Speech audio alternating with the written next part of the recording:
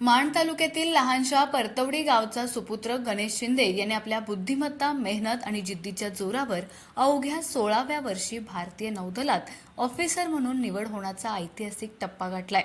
त्याच्या या उल्लेखनीय यशामुळे संपूर्ण गावात, तालुक्यात आणि जिल्ह्यातून त्याच्यावर अभिनंदनाचा वर्षाव होतोय.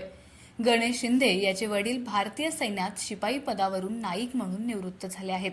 घरातील एकुलता एक मुलगा असलेल्या गणेशच्या पाठीशी त्याचे वडील व आई यांनी ठामपणे उभं राहून त्याला शिस्त, देशभक्ती आणि कर्तव्यनिष्ठेचे बाळकडू दिले. 2 बहिणींमध्ये लहान असलेला गणेश लहानपणापासूनच अभ्यासात हुशार व ध्येयवेडा होता. गणेशने आपल्या आयुष्यातील तब्बल 4000 दिवस म्हणजे जवळपास 10 वर्ष आई वडिलांपासून दूर जाऊन सैनिक स्कूल सातारा येथे शिक्षण घेतले.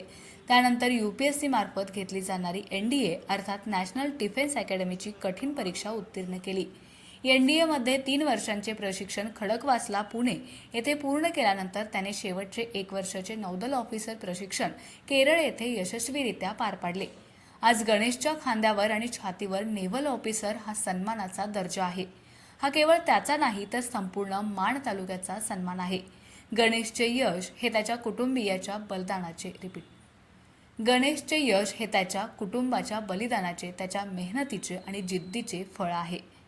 माणमध्ये दुष्काळ पण बुद्धीचा सुकाळ हे गणेशचे यश हे त्याच्या कुटुंबाच्या बलिदानाचे, त्याच्या मेहनतीचे आणि जिद्दीचे फळ आहे. माणमध्ये दुष्काळ पण बुद्धीचा सुकाळ हे वाक्य या यशस्वी प्रवासाचे योग्य वर्णन ठरते.